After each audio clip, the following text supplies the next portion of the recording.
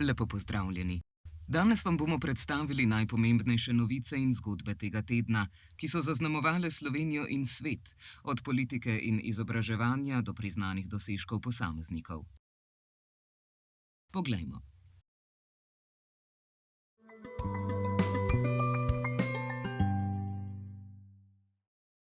V sredo 8. oktobra je odbor Državnega zbora za delo, družino, socialne zadeve in invalide soglasno potrdil predlog zakona o uporabi jezika gluhoslepih. Predlog gluhoslepoto opredeljuje kot samostojno invalidnost s hkratno okvaro vida in sluha ter določa pravico do svobodne uporabe in razvoja jezika gluhoslepih. Osebe z gluhoslepoto bodo imele pravico do tolmača v nastopih v javnih institucijah po uradni dolžnosti ter do 480 ur tolmačenja z vavčerjem letno po lastni presoji, šolajoče osebe pa do 720 ur.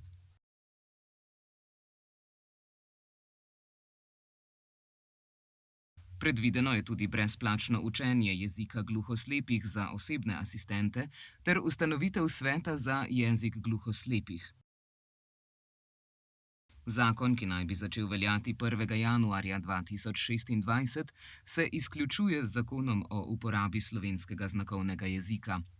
Za izvajanje zakona bi bilo potrebnih približno 2 milijona evrov letno, pravico do tolmača pa bi lahko koristilo do 200 oseb. Predsednik Zveze društev gluhih in naglušnih Slovenije, Gorazd Orešnik, je predlog zakona pozdravil. Hkrati pa opozoril, da tudi področje slovenskega znakovnega jezika še ni ustrezno urejeno, saj manjka sistemska ureditev za dostopnost in nadaljnji razvoj slovenskega znakovnega jezika. Opozoril je tudi na nizek komunikacijski dodatek, kar povzroča socialne razlike in občutek neenakosti. Včeraj je Državni svet s 16 glasovi za in 6 proti izglasoval odložilni veto na novelo zakona o vrtcih. Kritični so bili do ukinitve fleksibilnega normativa, ki od septembra 2030 ne bo več dovoljeval povečanja števila otrok v oddelku za 2. Posledično bi bile višje cene vrtcev, potrebe po novih prostorih in dodatnem kadru, hkrati pa novela ne rešuje financiranja zasebnih vrtcev. Pobudniki veta se pridružujejo stališču občin, da je dolgoročna rešitev na področju predšolske vzgoje mogoča le, če država prevzame svoj del odgovornosti in zagotovi zadostna sredstva.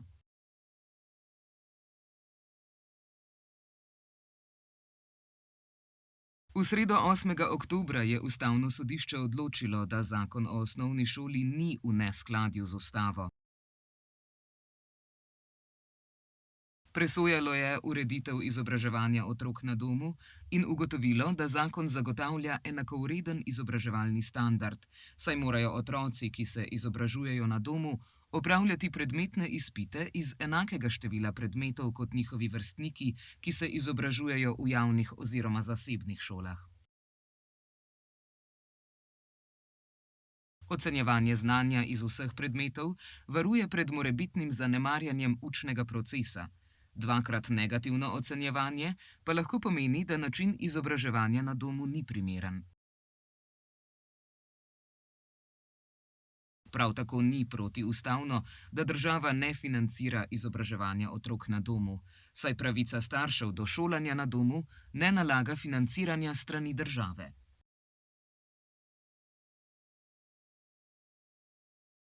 Sekretar ZDGNS Matjaž Juhart je dobil nagrado Republike Slovenije na področju šolstva za leto 2025. Odbor za podeljevanje nagrad je izpostavil njegovo strokovno znanje na področju izobraževanja otrok z okvaro sluha ter dolgoletno delo pri razvoju in uporabi slovenskega znakovnega jezika.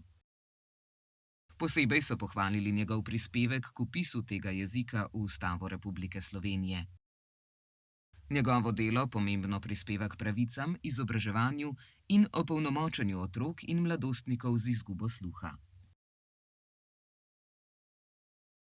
Od 3. do 5. oktobra je v Tončkovem domu na Listci potekal tretji tabor gluhih žensk, ki ga je organizirala Zveza društev gluhih in naglušnih Slovenije. Udeležba je bila številna. V 3 dneh so se udeleženke povezale, sprostile, se učile in skupaj preživele dragocen čas v prijetnem in varnem ženskem krogu. Posebna gostja je bila Betty Schätzen iz Berlina, gluha učiteljica joge, holistična in zdravstvena praktikantka in trenerka, ki je vodila vadbo joge ter delavnico o jogi, meditaciji in samoopolnomočenju žensk.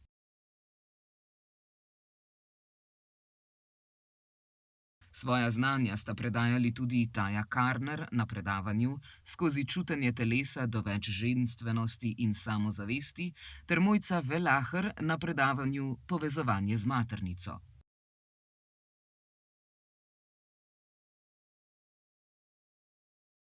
V torek 7. oktobra je v dvorani Grand Hotela Union v Ljubljani potekal drugi forum Partnerstvo za prihodnost, ki ga je organizirala Fundacija za financiranje invalidskih in humanitarnih organizacij oziroma FIHO.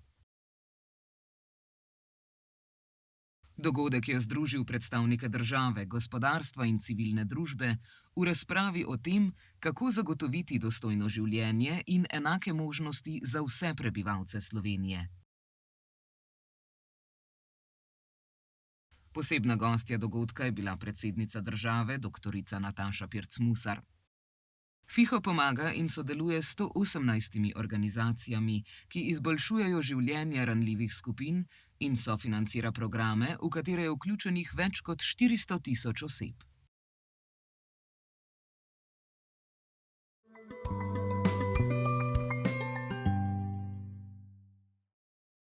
Izraelska vlada je danes zgodaj zjutraj potrdila prvo fazo načrta ameriškega predsednika Donalda Trumpa za mir v Gazi, ki predvideva izpustitev talcev Hamasa in palestinskih zapornikov.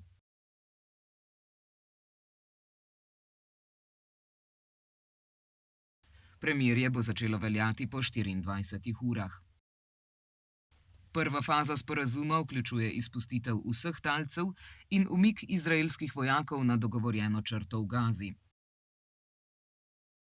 Izrael bo izpustil okoli 250 Palestincev, ki prestajajo dosmrtne zaporne kazni, in približno 1700 drugih, ki so bili pridržani po napadu Hamasa na Izrael 7. oktobra 2023. Včeraj so evropski poslanci v Strasbourgu v Franciji zavrnili oba predloga nezaupnice komisiji pod vodstvom predsednice Ursule von der Leyen.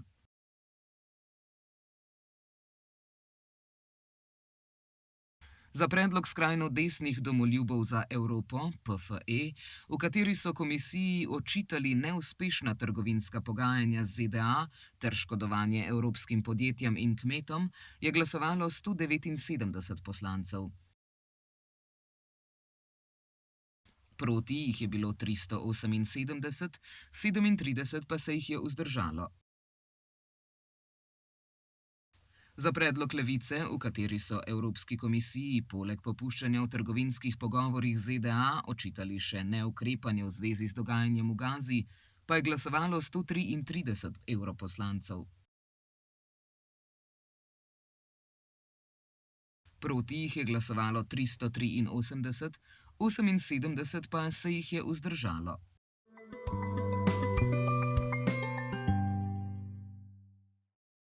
Slovenska futsalska reprezentanca bo sredi oktobra začela jesenski del priprav na januarsko evropsko prvenstvo v Ljubljani. Na spletni strani zveze so danes objavili razširjen seznam potencialnih kandidatov za prihajajoče evropsko prvenstvo, ki ga je razkril selektor Tomislav Horvat. Priprave na evropsko prvenstvo bodo Slovenci začeli z 2 prijateljskima tekmama proti Hrvatom. Prva bo v petek, 17. oktobra, v dvorani Kodeljevo v Ljubljani. Povratni dvoboj pa bo v ponedeljek, 20. oktobra, v hrvaškem Zaboku.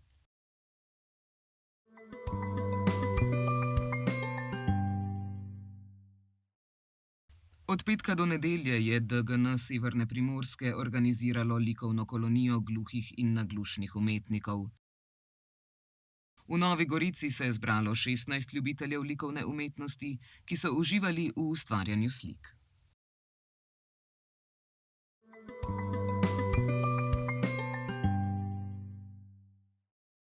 Jutri bo sončno, le v krajih vzhodno in južno od nas bo čez dan več kopaste oblačnosti. Zjutraj in dopoldne bo po kotlinah in nižinah megla. V nedeljo bo sončno, čez dan bo nastajala plitka kopasta oblačnost. Zjutraj in dopoldne bo po nižinah in kotlinah megla. V ponedeljek bo na Primorskem večinoma sončno, pihala bo šibka do zmerna burja, drugod bo pretežno oblačno.